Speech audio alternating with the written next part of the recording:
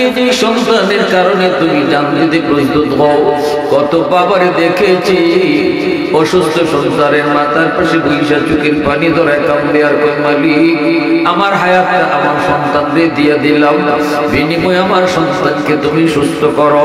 কত মার আওয়াজ শুনেছি, হুজুর একটু আমার সন্তানের জন্য দোয়া করেন, আল্লাহ আমার হায়াতটা নিয়ে যেন আমার সন্তানের হায়াত বাড়াইয়া দেয়।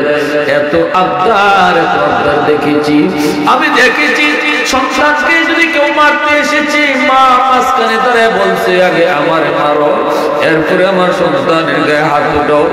এত দরদ, এত মায়া, এত মহব্বত যে সন্তানের প্রতি তুমি আমি করলাম রে যুবক, কিয়ামতের ময়দানে যদি দুনিয়ায় গাফলতি করো, সন্তানকে যদি আল্লাহ পাকের দেওয়া আমানতদারির সাথে যদি সন্তানকে বড় না করো, পড়ালেখা না করাও, সবকিছু না শিখাও, তাহলে মনে রাখবা এই সন্তান কিয়ামতের মাটি তোমার আমার গলায় রশি লাগায় দিবে, রশি লাগায় দিবে, আল্লাহর আদালতে ফাঁসির কাষ্ঠি ঝুলাইয়া দিবে।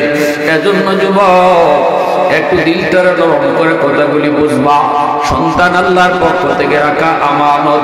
আমার সন্তানকে আমি আল্লাহর পরিচয় আগে শিখাবো, আমার সন্তানকে সবার আগে আমি আল্লাহর পরিচয় শিখাবো, আখিরাতের পরিচয় তারে শিখাবো।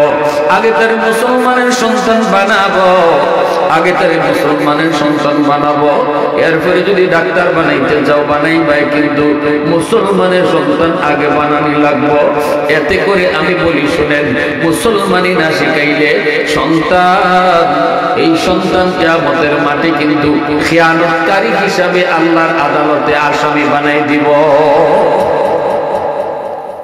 এজন্য সন্তানদের শিশুকালে মুসলমানি শিখাও, 5টা বছর মাদ্রাসায় পড়াও, নুরানি মাদ্রাসায় পড়াও। এরপরে যদি তারা ডাক্তার বানাতে চাও, ইঞ্জিনিয়ার বানাতে চাও, পাইলট বানাইতে চাও, আমরা নিষেধ করব না। কিন্তু যদি হাফেজ আলেম বানাইতে চাও, তাহলে নূরুন আলা নূর, এ কপাল লাগে যুবক। হাফেজের বাপ মা হইতে কপাল লাগে, আলেমের বাপ মা হইতে কপাল লাগে। যেই বাবা যেই মা সন্তানকে হাফেজ বানাইবার নিয়ত করছে, আলেম বানাইবার নিয়ত করছে, দুনিয়াতে এই বাবা ধন্য, এই মা ধন্য। কিয়ামতের ময়দানে আল্লাহ পাক একটা নূরের মুকুট হাতে নিয়ে দাঁড়ায় কইব, ওই হাফেজ সাহেবের আম্মা, ওই মুফতি সাহেবের আব্বা, ওই হাফেজ সাহেবের আব্বা। আল্লাহ ডাকবো, নবীর বাপ মায় কইব মালিক আমি তো অমুক নবীর আব্বা। আল্লাহ কইব আমি নবীর বাপ মারে ডাকি না, আমি হাফেজের বাপ মারে ডাকতেছি। আল্লাহ কইব আমি আলেমের বাপ মারে ডাকতেছি। আল্লাহু আকবার, জোরে কও, নবীর বাপ মারে ডাকি না। আল্লাহর হাতে একটা পাগড়ি থাকবো, পাগড়ি মান কারা আল কুরআন ওয়া আমিলা বিমা ফিহি উলবিসা ওয়ালিদাহু তাজান ইয়াউমাল কিয়ামাহ দাউহু আহসানু মিন দাউইশ শামস। এমন পাওয়ারফুল একটা মুকুট, পাওয়ারফুল একটা পাগড়ি আল্লাহর হাতে থাকবো। আল্লাহ পাক হাসরবাসীর সামনে নবী ওই যে হাফেজের বাপ মা, আলেমের বাপ মার মাথায় আল্লাহ নিজের হাতে পাগড়ি পরাইব। আল্লাহ কইব দুনিয়াতে তোমার সন্তানের মাথায় পাগড়ি পরাইছে মানুষ, আর তোমরা বাপ মার মাথায় পাগড়ি পরাইলাম আমি আল্লাহ। সন্তান মা বাবার কাছে আল্লাহর পক্ষ থেকে রাখা আমানত। কইবেন কেমনে? আমি কইব আমানত কারে কয় আগে বলুন, তুই বুঝবা যে সন্তান কেমনে আমানত হইল। আমানত বলা হয় যে জিনিস দখলে আমার কিন্তু মালিক আমি না। দখলে আমার কিন্তু মালিক আমি না। বলুন তো, সন্তান বাপ মার দখলে আছে কিন্তু মালিক কি বাপ মা না আল্লাহ? আল্লাহ। সন্তানের মালিক কেডা? আল্লাহ। এজন্য সন্তান আল্লাহর পক্ষ থেকে আমার আপনার কাছে আল্লাহ আমানত রাখছে। এখন আসুন বুঝি আমানতের বস্তু ব্যবহার করানো লাগে কেমনে। বুঝলাম, আপনার কথায় বুঝছি। সন্তান বাপ মার কাছে আমানত হয়েছে, দেখি তুইছে আমানত ওইসে তো কি হইছে, এটার জবাব হইল আমানতের বস্তু নিজের মর্জি মতো ব্যবহার করণ যায় না। যে মালিক তার মর্জি মতো ব্যবহার করলে আমানতদারি রক্ষা হয়, আর যদি নিজের মর্জি চালাই তাহলে আমানতে খেয়ানত হয়। ফ্যাক্টরির মালিক যদি আপনি ম্যানেজারের কাছে 1 লক্ষ টাকা আমানত রাখেন, এই 1 লাখ টাকা থেকে একটা টাকাও কি ম্যানেজারে নিজের ইচ্ছা খরচ করতে পারবে? মালিক যে টাকা রাখছে সে যেভাবে কয় এভাবে ব্যবহার করবে, এভাবে খরচ করবে। যদি একটা টাকাও ম্যানেজারে তার নিজের মর্জি মতো খরচ করে তাহলেই আমানতে খেয়ানত করলো। কি করলো? জনগণের লাগি মেম্বারের কাছে গম আইছে, এটা মেম্বারের কাছে গম আমানত রাখা। চেয়ারম্যানের কাছে রাস্তার টাকা আমানত রাখা। সরকারে কয়ে দিচ্ছে এই টাকা রাস্তা লাগবে, এই টাকা এই গম জনগণে পাইবে। এটার মালিক মেম্বারও না, মালিক চেয়ারম্যান, মালিক হইল জনগণ। ঠিক না? সরকারে রাখছে, জনগণের লাগে রাখছে সরকারে। তাইলে আমানত যে রাখে সে যেভাবে কয় এবার দেওয়ান লাগে। এখন মেম্বারে গমটা সরকারে যেভাবে কইব এবার বন্টন করলে মেম্বারে আমানত রক্ষা করলো। আর যদি একটা গম, 1 কেজি গম, আধা কেজি গম মেম্বারে তার মর্জি মতো, তার মর্জি মতো সে খরচ করে, তাইলে আমানত কি তৈল? খেয়ানত হইল। কি তৈল? এটা বুঝছেন না আপনারা? এটা বুঝলে আমার কথা বুঝতে সুযোগ হইল। এখন এই যে সন্তান আমার আপনার কাছে আল্লাহ আমানত রাখছে, এই সন্তানের আমানতদারি আমি কেমনে রাখতাম? এটার অর্থ হইল সন্তান আমি কেমনে লেখাপড়া করাইব, সন্তানরে আমি কিতা শিখাইমু, সন্তানরে আমি কিতা বুঝাইমু, সন্তানরে আমি কেমনে লালন পালন করব, এই বিষয়টা কোনো বাপ মা তার নিজের মর্জি মতো করলে হইতো না। যদি করে তাহলে আমানতে খেয়ানত হইব। বরং যে আল্লাহ রাখছেন এই আল্লাহর মর্জি মতো সন্তানরে চালাইব। ওই আল্লাহর মর্জি মতো যদি আমি আমার সন্তানরে লালন পালন করি, আল্লাহর মর্জি মতো যদি আমি আমার সন্তানরে পড়ালেখা করাই, তাহলে আল্লাহর রাখা আমানতে আমানতদারি রক্ষা হইব। আর যদি আমি আমার মর্জি চালাই, আল্লাহর কিভাবে কইছেন এটা পরোয়া না করি, নিজে মন মতো সন্তানরে পড়ালেখা করাই, শিখাই, দেখাই, তাহলে আমানতে খেয়ানত হইব। রাসূল বলেন লা ঈমানা লিমান লা আমানাতা লা, যার আমানতদারি নেই তার ঈমান নেই, আমানতদারি নেই ঈমান নেই, আমানতদারি নেই ঈমান নেই। যে বেশি বেশি আমানতে খেয়ানত করব, রাসূল ধমকি দিবেন হয়তো মৌতের সময় তার ঈমান লগে যাইতে না। নাউজুবিল্লাহ। আমার ভাইরা বন্ধুরা, যুবক, এজন্য মনে রাখবেন সন্তান, যেই বাপ মা সন্তানের ব্যাপারে আমানতদারি রক্ষা করে চলবে, এই সন্তান বাপ মার জন্য সদকায়ে জারিয়া হবে, এই সন্তান দুনিয়াতে নেককার হবে, এই সন্তান কবরেও যাইবে আল্লাহর ওলি হইয়া, দুনিয়া আইছে আল্লাহর ওলি হইয়া। এটা নবী তার হাদিসের মধ্যে বলছেন, সমস্ত সন্তান দুনিয়াতে আসে আল্লাহর ওলি হইয়া। সন্তানের ব্যাপারে বাপ মা যদি আমানতদারি রক্ষা করে, আল্লাহর মর্জি মতো সন্তানরে পড়ালেখা করায়, আল্লাহর মর্জি মতো সন্তানরে খাওয়ায়, আল্লাহর মর্জি মতো সন্তানরে পোশাক পরায়, আল্লাহর মর্জি মতো সন্তানরে যা দেখাইবার দেখায়, যা বুঝাইবার তা বুঝায়, যা শোনাইবার তা শোনায়, আল্লাহ যা বলেছে এইভাবে যদি চালায়, এই সন্তান আইসে যেমন আল্লাহর ওলি হইয়া, কবরও যাইব আল্লাহর ওলি হইয়া।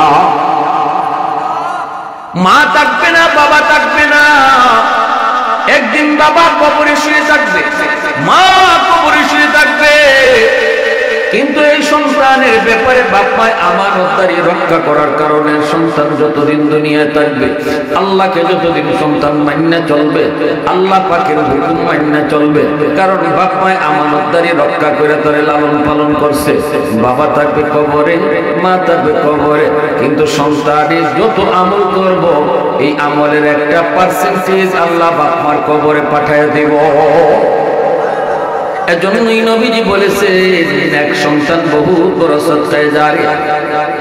নেক সন্তান যদি তোমার পাইতে হয় রে যুবক, আগে আমানতদারি রক্ষা করে সন্তানরে বড় করো। আমানতে যদি খেয়ানত করো, আল্লাহ যেভাবে কইছেন এইভাবে যদি সন্তানকে লালন পালন তুমি না করো, এই সন্তান বেনামাজি হইব, এই সন্তান মদখোর হইব, এই সন্তান গাঞ্জাখোর হইব, এই সন্তান তুমি বাবার সাথে বেয়াদবি করব, মার সাথে বেয়াদবি করব, মুরব্বিদের সাথে বেয়াদবি করব, উলামায়ে কেরামের সাথে বেয়াদবি করব। কারণ বাপ মা আমানতদারি রক্ষা করে সন্তানকে লালন পালন করে নাই, হারাম খাওয়া তারে বড় করছে। ঘরের ভিতরে তার টেলিভিশন দেখাইছে, ঘরের ভিতরে গান বাজনা বাজছে, ঘরের ভিতরে নামাজ কালাম হইছে না, কোরআন তেলাওয়াতের আওয়াজ হইছে না, পড়ালেখা করাইছে তো তারে আগডুম বাগডুম গোড়াডুম শিখাইছে, ওই দেখা যায় তাল গাছ তারে শিখাইছে।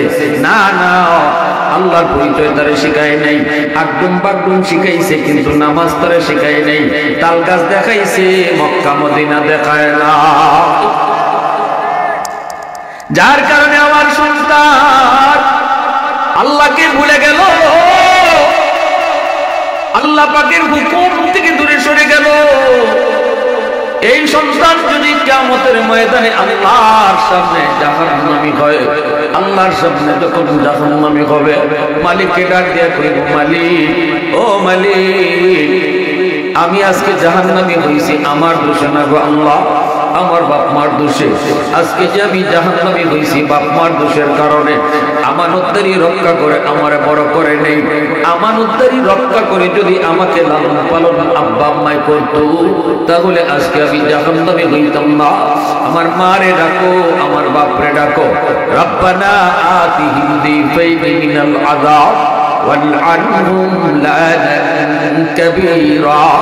আল্লাহ আমাকে যেই পরিমাণ শাস্তি তুমি জাহান্নামে দিবা, আমার বাপ মারে তুমি ডাবল শাস্তি দাও। এই বাপ মার ভুলের কারণে আজকে আমি জাহান্নামী হয়েছি, এই বাপ মার ভুলের কারণে আজকে আমি জাহান্নামের শাস্তি ভোগ করি। আমারে যেমন শাস্তি দেও, বাপ মারে ডাবল শাস্তি দাও, ডাবল। আল্লাহ সেদিন কইব, তুই তোর বাপের গাড়ো ফাড়া দিয়ে জাহান্নামে ভর, তুই তোর মার গাড়ে ফাড়া দিয়ে জাহান্নামে ভর। যেই সন্তানের কারণে দিনকে রাত বানাবে যুবক, যেই সন্তানের কারণে আজকে তুমি দিনকে রাত বানাও, যেই সন্তানের কারণে রক্ত পানি করে তুমি আজকে তার খাওয়া দাওয়ার ইন্তজাম করো, যেই সন্তানের জন্য তুমি তোমার নিজের স্বপ্ন কোরবানি দিছ, সন্তানের স্বপ্ন বাস্তবায়ন করার জন্য ভালো একটা কাপড় পরো নাই, সন্তানদের ভালো কাপড় কিনা দিছ, ভালো একটা খাও নাই, মুরগির রানটা সন্তান খাওয়ার পরে আর বাপ মায় খায় না, এই রানটা সবসময় সন্তানে খায়।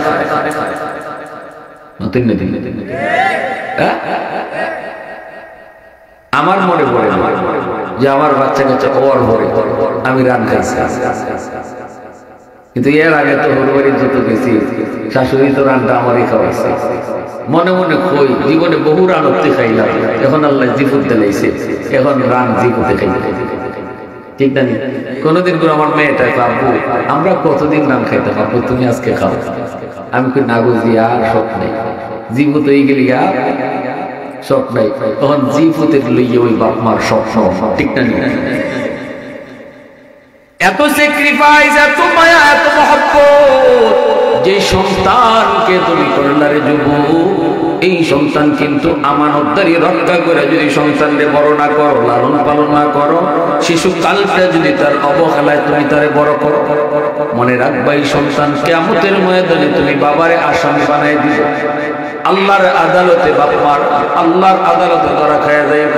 সন্তানের মামলায় বহু বাপ মা আল্লাহর আদালতে ধরা খাবে।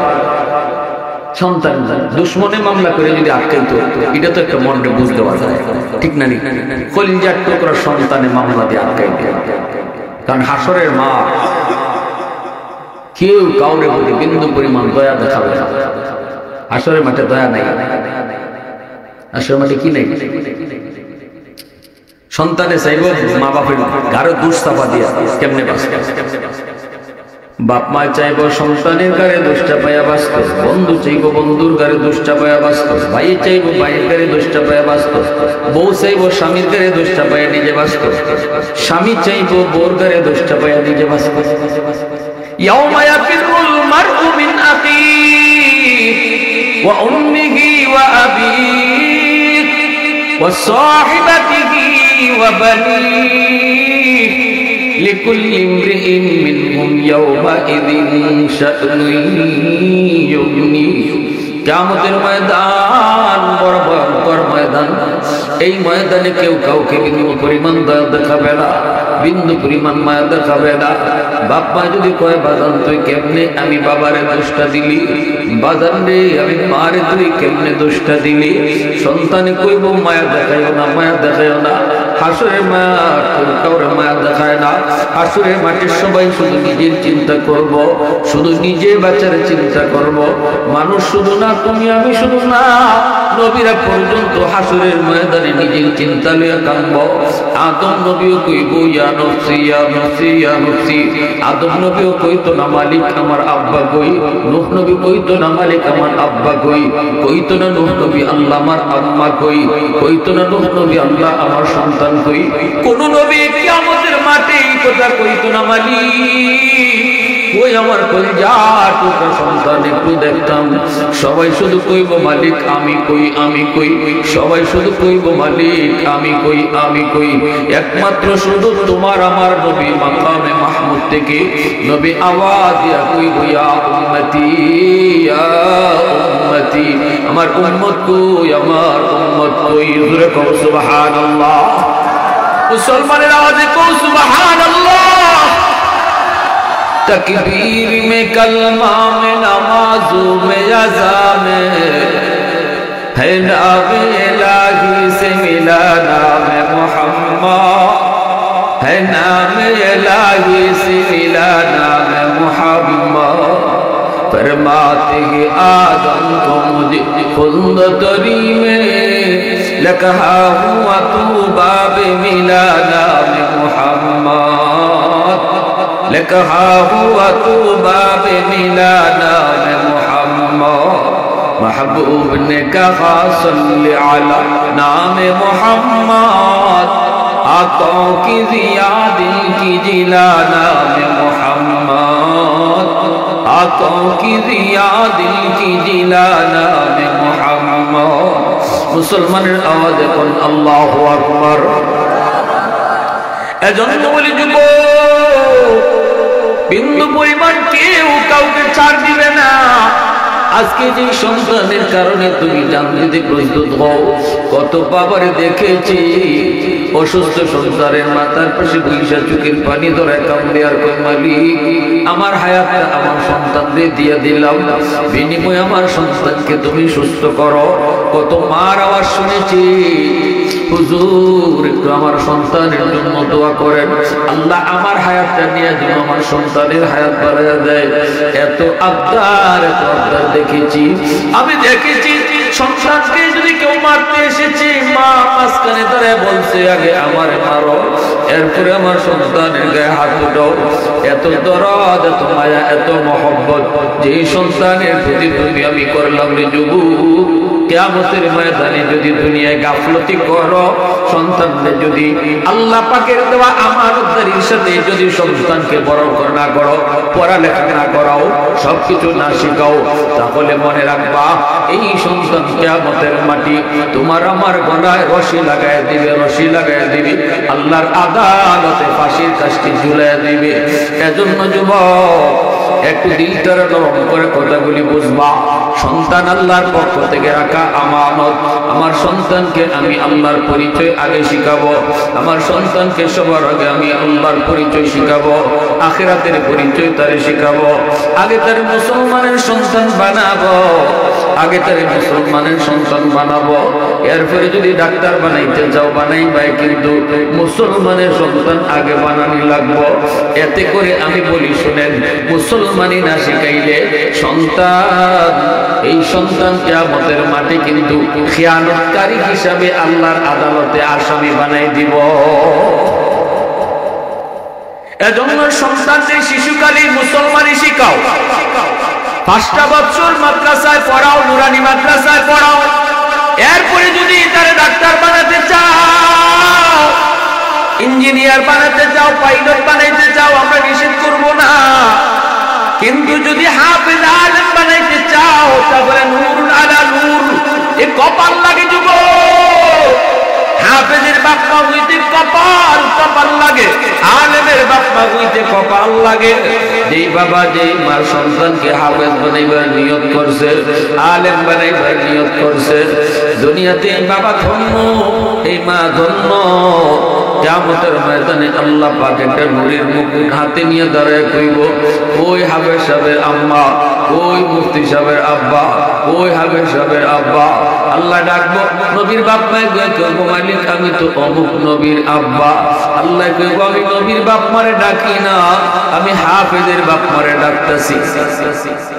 আল্লাহ কইব, আমি আলেমের বাপ মারে ডাকতেছি। আল্লাহু আকবার, জোরে কও। নবীর বাপ মারে ডাকি না। আল্লাহর হাতে একটা পাগড়ি থাকবো, পাগড়ি। মান কারা আল কুরআন ওয়া আমিলা বিমা ফিহি উলবিসা ওয়ালিদাহু তাজান ইয়াউমাল কিয়ামাহ দাউহু আহসানু মিন দাউইশ শামস। এমন পাওয়ারফুল একটা মুকুট, পাওয়ারফুল একটা পাগড়ি আল্লাহর হাতে থাকবো। আল্লাহ পাক হাসরবাসীর সামনে নবী ওই যে হাফেজের বাপ মা, আলেমের বাপ মার মাথায় আল্লাহ নিজের হাতে পাগড়ি পরাইব। আল্লাহ কইব, দুনিয়াতে তোমার সন্তানের মাথায় পাগড়ি পরাইছে মানুষ, আর তোমরা বাপ মার মাথায় পাগড়ি পরাইলাম আমি আল্লাহ। এত ইজ্জত, এত সম্মান আল্লাহ দিব কেন জানেননি? কারণ হইছে আরো 10টা বাপ মায়ের সন্তান নিয়ে স্কুলে গেছে, কলেজে গেছে, দুনিয়া শিখাইছে।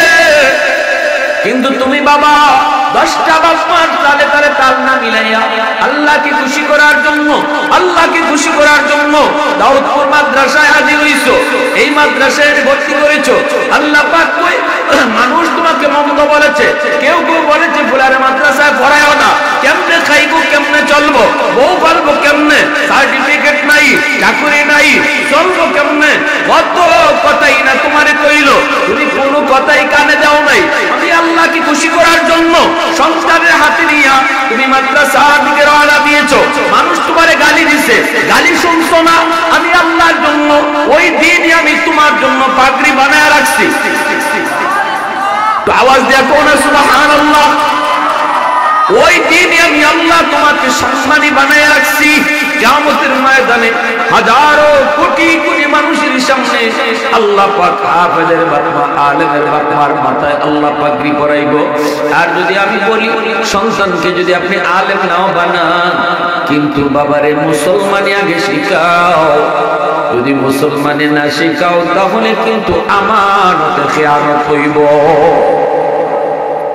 মুসলমানি যদি না শিখাও, আমানত খেয়ানত। আমি এই কথা কই না মুফতি সাহেব বানানি লাগবে, কিন্তু আমি বলবো মুসলমানি হিকানি লাগবো, ঠিক কিনা? দেখো, মুফতি সাহেব বানানি লাগবো, এই কথা আমি কই না, কিন্তু মুসলমানি হিকানি লাগবো, এটা কই। আর মুসলমানি হিকাইতে হইলে এই বক্তব্য এক ঘন্টা পড়াইয়া মসজিদে হইতো না, মাদ্রাসা 5 বছর পড়াইতে, শিশুকালে 5টা বছর পড়াইতে মাদ্রাসায় নুরানি। আপনাদের কথা খেয়াল করে ওলামায়ে কেরাম নুরানির 5 বছর তারা স্কুলের অঙ্ক ইংরেজি রাখছেন, সমমানের অঙ্ক ইংরেজি স্কুলে রাখছেন। 1 2 3 4 5 এই 5 বছর আপনার সন্তান যদি মাদ্রাসায় পড়ে, পড়ার পরে সে অঙ্ক ইংরেজি স্কুলের সমান তালে শিখলো, সাথে সাথে 100-এর 100 মুসলমানি শিখলো, বুঝলো। শিশুকালে তার কলিজার ভিতরে আল্লাহর প্রেম ঢুকায় দেওয়া হলো, আমার নবীর প্রেম তার শিশুকালে কলিজায় ঢুকায় দেওয়া হলো, খানায় কাবা তার বুঝায় দেওয়া হলো, মদিনার নূর তার কলিজায় ঢুকায় দেওয়া হলো। আল্লাহু আকবার। মদিনাওয়ালার সুরমা তার চোখে লাগায় দেওয়া হলো। আল্লাহু আকবার। এই চোখ দিয়ে শুধু সে মদিনাওয়ালাকেই দেখবে, কারণ শিশুকালে মদিনার সুরমা লাগানো হয়েছে। 5টা বছর যদি মাদ্রাসায় পড়ার পর এবার যদি সে স্কুলে গিয়ে ভর্তি হয়, হাই স্কুলে, কোনো অসুবিধা নেই। মাদ্রাসায় এখন ভালো টিচাররা খাওয়ায়, অঙ্ক ইংরেজি বুঝাই ভালো লাগে। ক্লাস 5-এ যে অঙ্ক ইংরেজি, এটাও তো মাদ্রাসায় ক্লাস 5-এ পড়ানো হয়েছে নুরানিতে। এখন সে স্কুলে ভর্তি হতে পারবে। আপনি ডাক্তার বানান, অসুবিধা নাই, কিন্তু মুসলমানি হিকায়ে তারে ডাক্তার বানাইছেন, মুসলমানি হিকায়ে তারে পাইলট বানাইছেন, মুসলমানি হিকায়ে তারে এবার আপনি ইঞ্জিনিয়ার বানাইছেন। এই ছেলে আপনার জন্য সবচেয়ে জারিয়া। এই ছেলে নামাজ ছাড়বে না, এই ছেলে বাপ মার সাথে বেয়াদবি করবে না, এই ছেলে কোরআনের বিরুদ্ধে কথা বলবে না, এই ছেলে আমার নবীর বিরুদ্ধে কথা বলবে না। বরং ঢাকা ইউনিভার্সিটিতে বাংলা বিভাগেও যদি পড়ে, যেখানে চতুর্দিকে নাস্তিক আর নাস্তিক, সেই নাস্তিকদের ভিড়ে গেল আপনার সন্তান কোরআনের পক্ষে আওয়াজ তুলবে। কারণ শিশুকালে ওই তার জীবনে ফাউন্ডেশন যে বয়স, ওই শিশুকালে ওই ফাউন্ডেশনে আপনি কোরআন তার কলিজাত লাগাই দিচ্ছেন। শিশুকালটা হলো কাদামাটির মতো। কাদামাটিতে আপনি যা খুশি তা লিখতে পারেন, মাটি শক্ত হয়ে গেলে লিখতে চাইলেও লেখা যায়। এজন্য আমার ভাইরা, বন্ধুরা, যুব সন্তানটারে তুমি কি শিখাইবা, কি বুঝাইবা, এই জিনিসটা তুমি আগে বুঝো। সন্তান হলো আমার কাছে আমার ইচ্ছা মতো সন্তানদের পোশাক পরানি যাইত না, খ্রিস্টানদের পোশাক পরাইয়া সন্তানদের বড় করণ যাইত না। শিশু বাচ্চা যদিও শিশু, কিন্তু আল্লাহ তারে বুঝ দিছে। শিশুরা বুঝে না যে বাপ মায় কয়, এই বাপ মায় বুঝে না।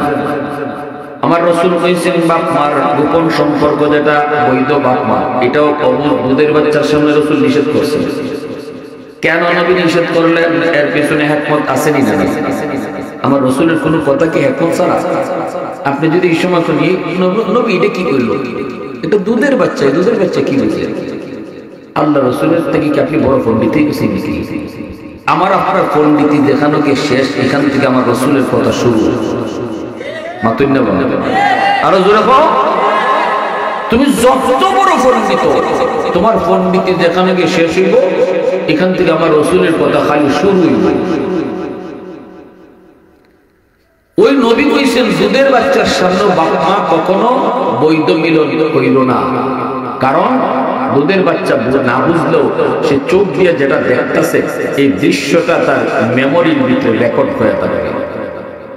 বেহায়া হয়, তার লাজ লজ্জা নষ্ট হয়ে যায়।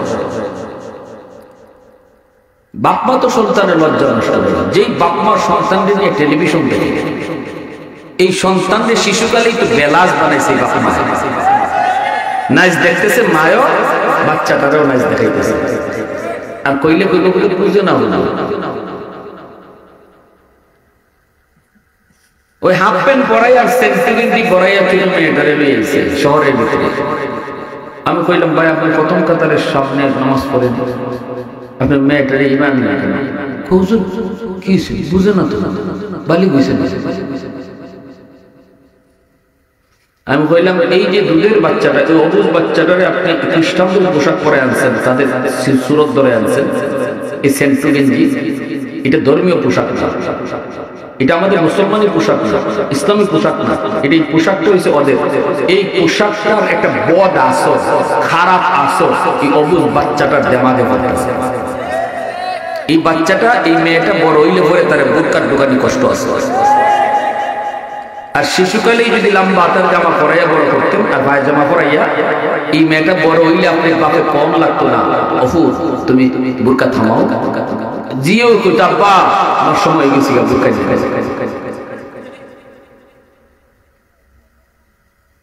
এজন্য বাপ মারে আল্লাহ রাসূল দায়ী করছেন, আমি না, আমারে আপনারা দুষ্যের আল্লাহ রাসূল দায়ী করছেন। কুল্লু মাউলুদিন ইউলাদু আলাল ফিতরা ফাআবাওয়াহু ইউহাবিদানিহি আও ইউনাসসিরানিহি আও ইউমাজ্জিসানিহি।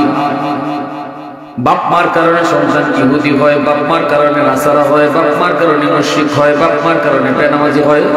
নবী বলতেছেন, আল্লাহ রাসূল বলেন, বাপ মার আমানতদারি রক্ষা না করার কারণে, বাপ মায় নিজের মর্জি মতো সন্তানদের বড় করার কারণে আল্লাহ পাকের পক্ষ থেকে রাখা আমানত, এই চিন্তাটা মাথায় না রাখার কারণে এই বাপ মার এই ভুলটার কারণে সন্তান বেলাইনে বেপথে যায়। অথচ এই সন্তান বেপথে যাওয়ার সন্তান না।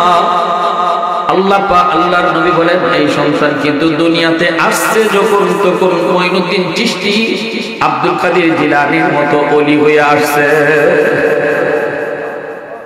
আব্দুল কাদের জিলানী যেভাবে আল্লাহরে চিনে, আমার আপনার সন্তান দুনিয়া আসার সময় এইভাবে আল্লাহরে চিনে দুনিয়াতে এসেছে। এটা আমার রাসূলের হাদিস। মা পেটের সন্তান নিয়ে যা খুশি তা করতে পারবে না। পেটের সন্তানের উপরে তোমার কাজের আসল গিয়া পড়ব।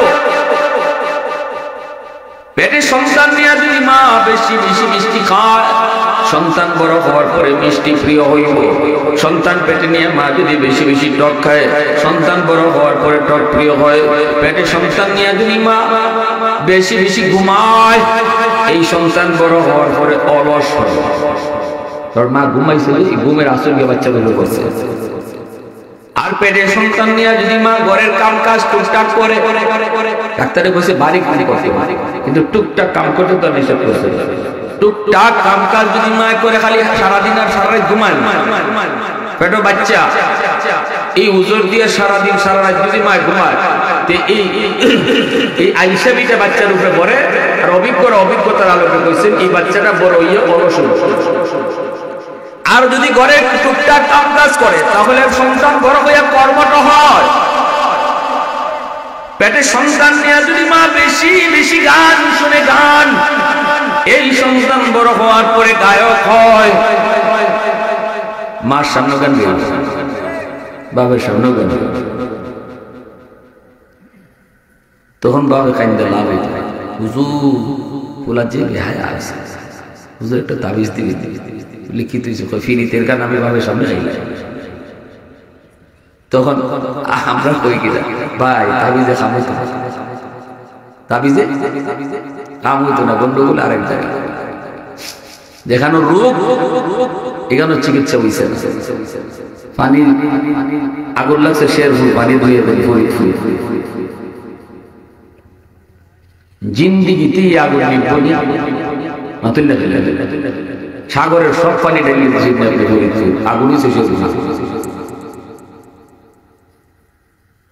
কিন্তু দূর সকল মৌলবীরা তাবিজরা পানি করা হুজুর হতে দেওয়া নিলে কোনে ইমামতি রাখতো না, কি হুজুরে দিছে পানি করা কাম হইছে। বেটা পরের দিনই মাইক খুলে কয়, নাই রে, নাই নাই, আগের হুজুর নাই,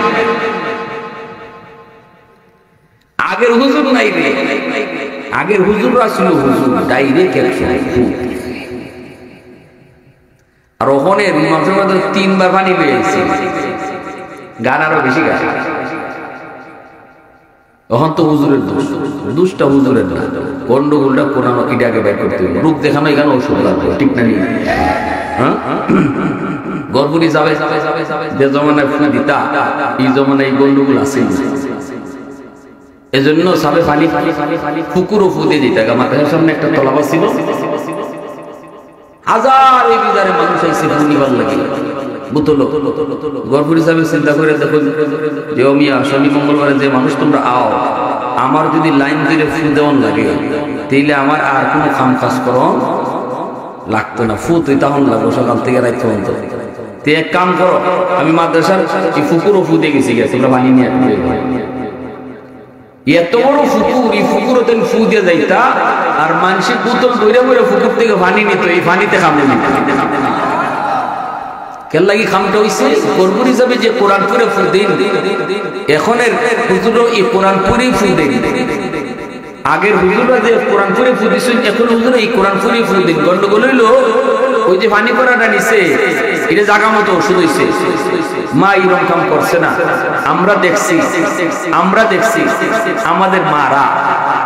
আমাদের মায়েরা ঘুমাইবার সময় ওই ঘুমের দোয়া শিখাই নিছে, ঘুমাইবার সময় কালিমা শিখাই নিছে, ঘুমাইবার সময় ওই খাওয়ানোর দোয়া শিখাই নিছে।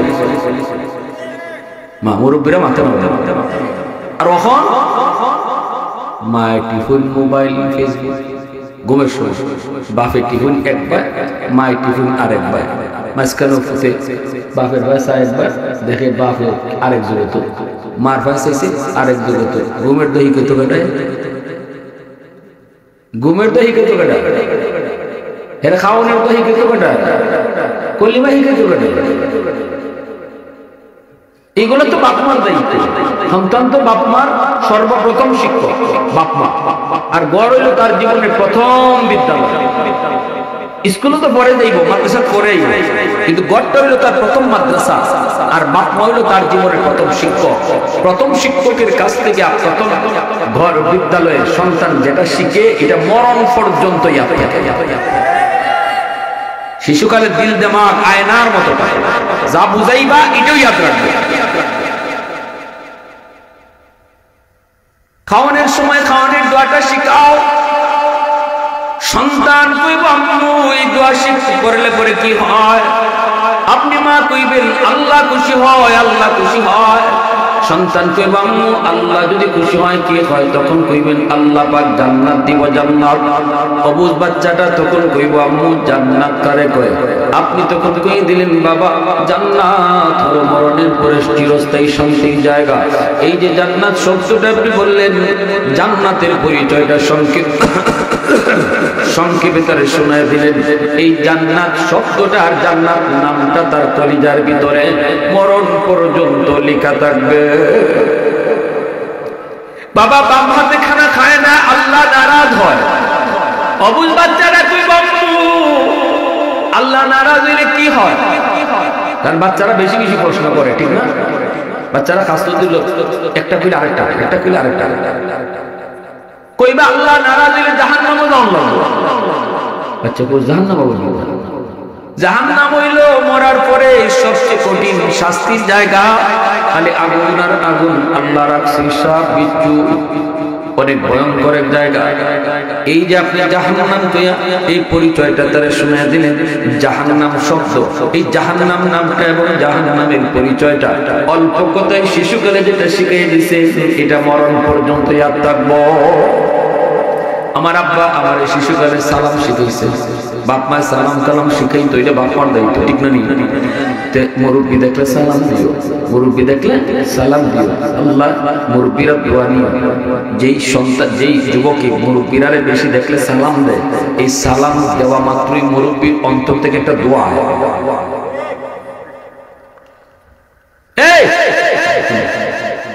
তোমার এই যে লাইট এখানে লাগাইছো এটা জ্বলতো না যদি পাওয়ার হাউস থেকে লাইন ওকে না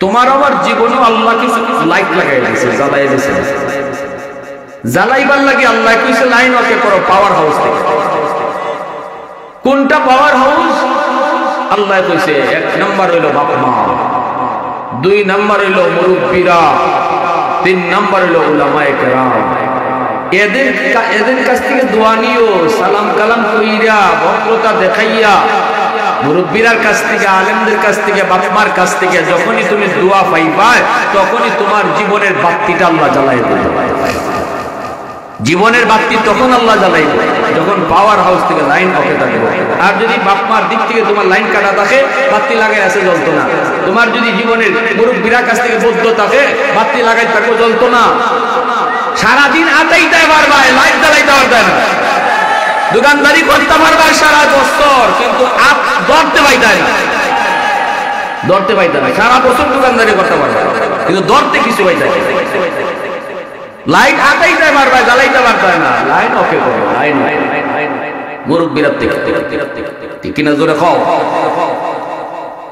এর জন্য আমার ভাইরা বন্ধুরা যুবক একটু খেয়াল করে শুনো যেই মা সন্তান পেটে নিয়ে বেশি বেশি গান শুনবো এই সন্তান বড় হওয়ার পরে গান প্রিয় হয় কিন্তু যেই মা পেটে সন্তান নিয়ে বেশি বেশি কোরআন তেলাওয়াত করব এই সন্তান অল্প দিনে হাফেজে কোরআন হয় এবার একটু বুঝো এবার বুঝো বুঝো বুঝো মা যদি বেশি বেশি কোরআন তেলাওয়াত করে সন্তানের উপরে যে কোরআন তেলাওয়াতের আসর পড়ে এবার আমি আমার সন্তানের মা কারে আমার একটু খেয়াল করা দরকার আছে না নাই? আমার সন্তানের মায়ের যদি গান শুনে গান গায়, সন্তান গায়ক হয়, আর মা যদি কোরআন তেলাওয়াত বেশি বেশি করে তাহলে সন্তান হাফিজ হয়। এখন আপনি বাবা কম, এই যুবক যারা আছে তোমার পুত্রে গায়ক বানাইতে না হাফিজ বানাইতে ওগুলো কইছে না রে, সুবিধা লাগছে না? ফাইটটা জায়গায় তো না সূরা রহমান তেলাওয়াত করতে হবে। সূরা রহমান যদি তেলাওয়াত করুন লাগি তাইলে বিয়া করবার আগে ওই বউটা কিলো মানতেছে এটা যখন লাগবো নি? আমার বাচ্চা ফেটালিয়া গান গাইব না তেলাওয়াত করবো এটা যখন দরকার আসেনি নাকি খালি সুন্দর দিকে বিয়া করতে হয়? লন্ডনী ভাইলে তো উসই নেই, দুলু খালা দোলা উঠতো, ঠিকটা নি? এজন্য আল্লাহ রাসূল কইছে ফাসফার বিজাতে দিনদারি দিকে বিয়া করো। কারণ বিয়া করার অর্থ বউ আনা না, বিয়া করার অর্থ হইল আমার সন্তানের মা আনা। এটা মাথা থেকে বিয়া কইর, বউ কয়দিন এরপরে তুই মা হইব।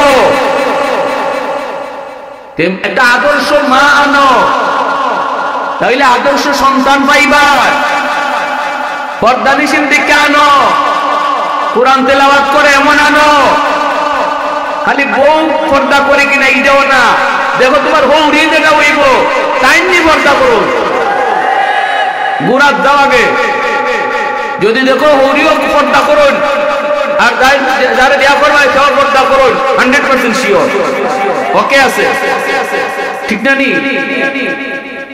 হাই রে হা, কোন জমানা তাইলাম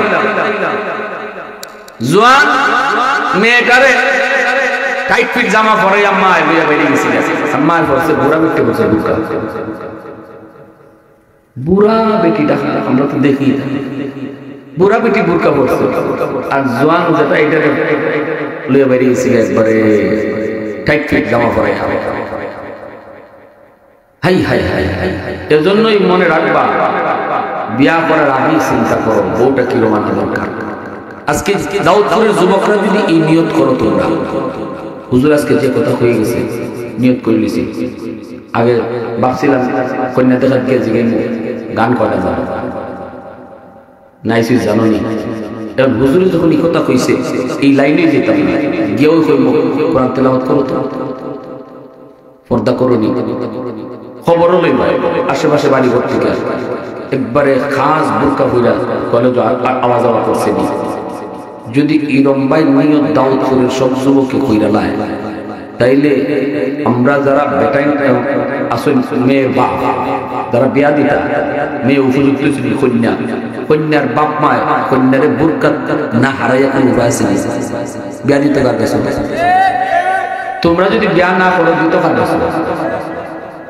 যুবকদের রুচি যদি চেঞ্জ হয়ে যায়, সমাজ চেঞ্জ হয়ে যায়, বাধ্য সমাজ বদলাইতে বাধ্য,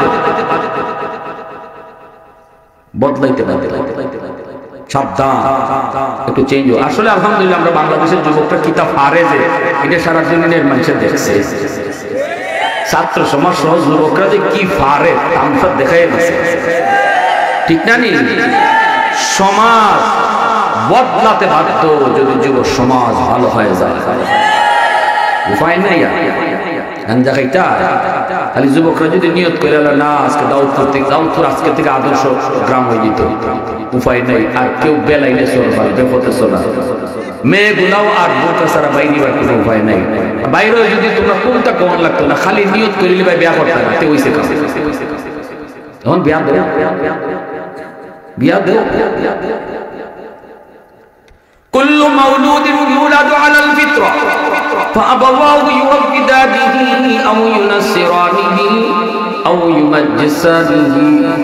এজন্য আমার ভাইরা বন্ধুরা বলতেছিলাম, কুতুবউদ্দিন বখতিয়ার কাকি রহমাতুল্লাহি আলাইহি আল্লাহর বহুত বড় একজন ওলি, ভারতের বহুত বড় একজন ওলি খাজা মঈনুদ্দিন চিশতি রহমাতুল্লাহি আলাইহি সুযোগ্য শাগির্দ। ইনি ছোট্ট বয়সে মা যখন নিয়ে গেল মাদ্রাসায়, নিয়ে কল উস্তাদজি আমার সন্তানরে আপনি নুরানি বিভাগে ভর্তি করেন, মুসলমানি শিখান, আমানতদারি রক্ষা করার জন্য এসেছি। উস্তাদ কয় বাবা কুতুবউদ্দিন তুমি পড়ো, পড়ো আলিফ বা তা সা। যতটুকু মা শিখাইবার ভয় এতটুকু শিখাই নিয়ে গেছে। মাদ্রাসায় নেওয়ার আগে কিন্তু বাপ মার কিছু শিখানির দায়িত্ব আছে, ঘরে কিছু দায়িত্ব আছে না নাই? সালাম কালাম শিখানি এটা হুজুরে শিখাইতো, এটা তো মাই শিখাইতে, মাই শিখাইতে, বাপে শিখাইতে। বাচ্চারা দেখে সালাম কালাম শিখো, মুরব্বী দেখলে সালাম দিতে। আমার আব্বার দ্বারা আমার আব্বার এরকম একজন এই বন্ধু বসা, আমি এই সময় ক্লাস 3-তে না 4-এ পড়ি, জানি মনে নেই। আব্বার কাছে আব্বার বন্ধু, আমি ওই রুম থেকে আব্বার দ্বারা ইয়ে দেখছি, কিন্তু সালাম দিছি না, বলতে হইতে পারে সালাম যে শিখছি না তা না, সালাম আব্বা আমার শিখাইছে। আমার আব্বা তো জেনারেল শিক্ষিত, আলিম না, আমরা ফ্যামিলি কেউ আলিম না, আমি শুধু একলাই নিয়ে সবাই জেনারেল শিক্ষিত। ওরা আমার আপনার ছোট ভাইটা আইন উপদেষ্টা আসিফ নজরুল, তার একান্ত সচিব শামসুদ্দিন মাসুদ। তো আব্বা তো একজন সরকারি ডাক্তার, বর্তমানে রিটায়ার্ড। তো আব্বার বাসায় বসা, আমি আব্বার বাসায় বসছি। তোর আব্বা আমার রাগ করে বলতেছে, বাবা সালাম দিলাম না? আমি সাথে সাথে বলতেছি আসসালামু আলাইকুম ওয়া রাহমাতুল্লাহ। আমার আঙ্কেলে বলতেছে ওয়ালাইকুম আসসালাম ওয়া রাহমাতুল্লাহ। বাজান আল্লাহ তোমার বাসায় রাখুক, মাথায় হাত দিয়ে এরকম দোয়া করতেছে। কিন্তু আমার আব্বার মনে আসে নাই। আব্বা খুব খুশি, এখনো রাগ হই। আব্বা কইতেছেন তোমার সালাম আমি নিলাম না, তুমি রুম থেকে বাইরে যে ভাই আব্বাই সালাম শিখেছি, ভাই সালাম দিবে। বলছি না যে রুমে ঢুকবার সময় সালাম দাও, এখানে সালাম দিলে মানতাম না। রুম থেকে বাইরে বাইরে রুমে ঢুকবা, সালাম দিয়ে ঢুকবা। আমার আঙ্কেলে কইতেছে ভাই ছোট মানুষ বুঝে না, বাদ গেলাম, সালাম তো দিছই, বাদ গেলাম। আব্বা কইতেছে ভাই এখন যদি তার সালামটা আমি লইয়া লই সারা জীবন মনে থাকতো না, আর যদি রুম থেকে বের করে তার সালাম দিয়া রুমে আবার ঢুকাই, জীবন ভর মনে থাকবো।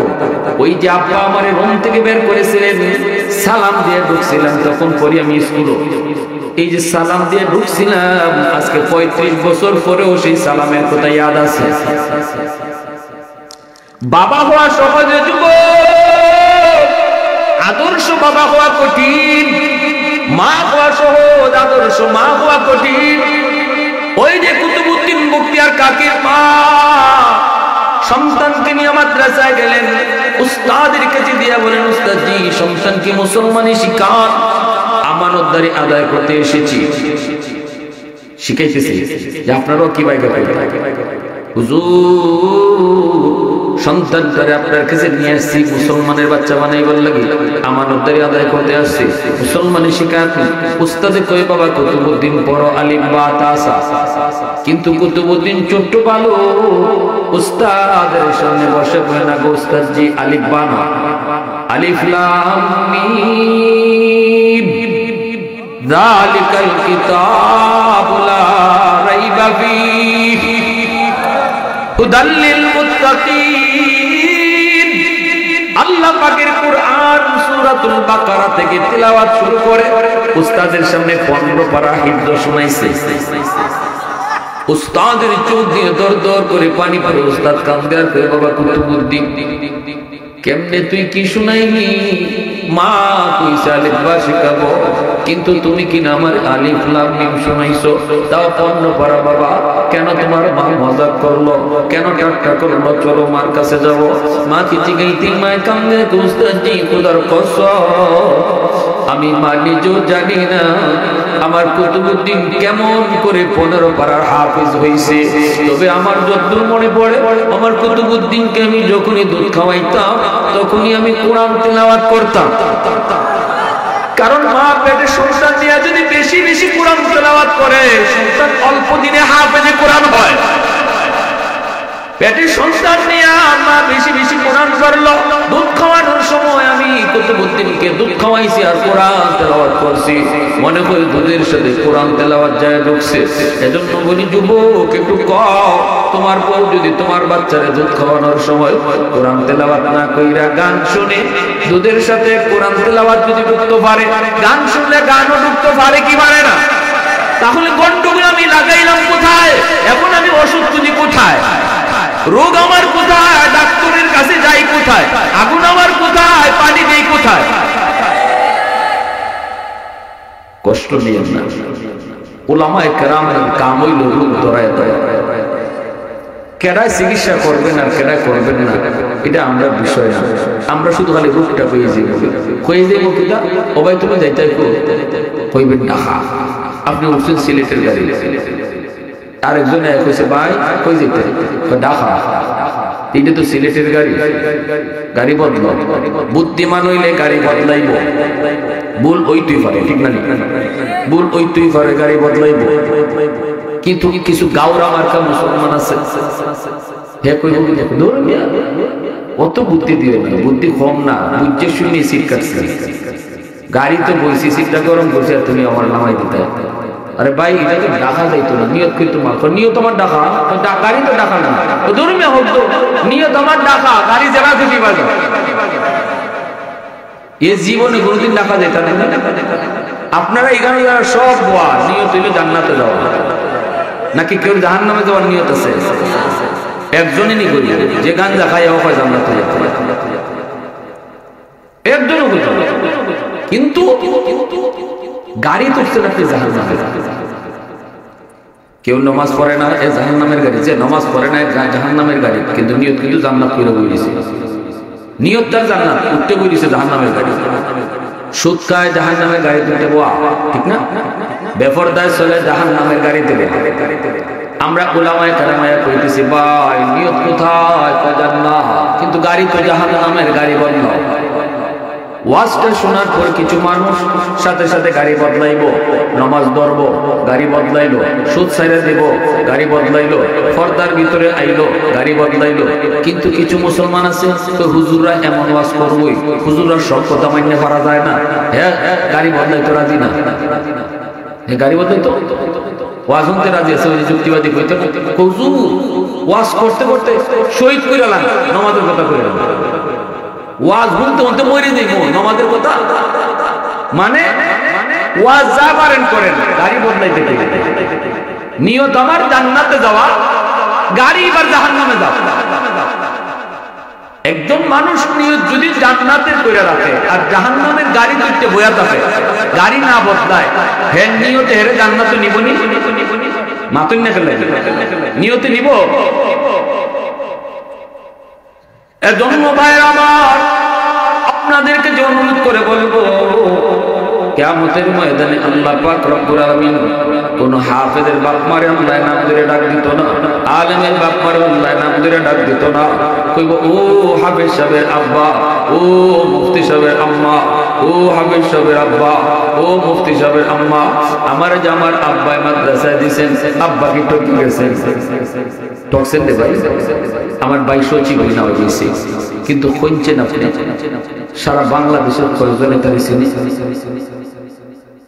আপনারা তো আমরা বাইরে শুনে পারবো, আপনারাও কয়জনে চিনুন চিনুন না তো, কিন্তু আল্লাহর রহমতে আমার আব্বা আমার মাদ্রাসা কোরআনের কারণে শুধু খালি তো হবিগঞ্জ সিলেট না, সারা বাংলাদেশের যেদিকে যাইতেছি মনে হইতেছে যে এরা আমার বহু আগ থেকে চিনেছে,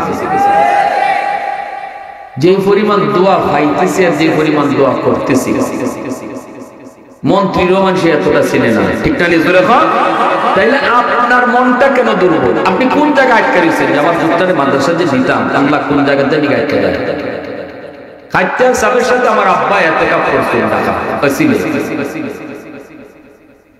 এই সময় আমি জন্মই নিছি, আব্বা তখনই নিয়োগ করেছিলেন খাইতে সাহেবের আশ্রয় হয়েছে, আল্লাহ আমারে তুমি ছেলে সন্তান দিলে আল্লাহ আমি আলেম বানাই নিয়ত করে নিয়েছি। যে মানুষটার দিলের ভিতরে উলামায়ে কেরামের প্রতি মহব্বত থাকবে, মাদ্রাসার প্রতি কদর থাকবে, ভালোবাসা থাকবে, আল্লাহ তার সন্তানকে আলেম বানাইবে। এটা মনে রাখবেন, রুল থিওরি বলে দিতেছে রুল। আপনি মাদ্রাসার প্রতি বিদ্বেষ রাখবেন, আলেমদেরকে আপনি ভালো চোখে দেখবেন না, কোটি টাকা খরচ করলেও সন্তান হাফেজ হইতো না, আলেম হইতো না, কোটি টাকা। কারণ টাকার জন্য সন্তানকে হাফেজ বানানো যায়, ক্ষমতার জন্য হাফেজ বানানো যায় না। তাইলে মন্ত্রী মিনিস্টারের সব ফুলা হাফিজ হয়ে যেত, শিল্পপতিদের ফুলাফান হাফিজ হইতো, সব পাকমাই সম্পদে হাফিজ বানাইতে চায়। বুঝা গেল হাফিজ হওয়া এটা টেকার কাম না, এটা ক্ষমতার কাম না, এটা আল্লাহর দয়া। এজন্যই গরিবের ফুট হাফিজ হয়ে যায়, রিক্সাওয়ালার ফুট হাফিজ হয়ে যায়। কারণ গরিবের দিলের ভিতরে মাদ্রাসার প্রতি মহব্বত বেশি থাকে, গরিবের দিলের ভিতরে আলেমদের প্রতি শ্রদ্ধা বেশি থাকে, এজন্য তাদের সন্তানকে আল্লাহ হাফেজ হাফেজ আলিম বানাইলা,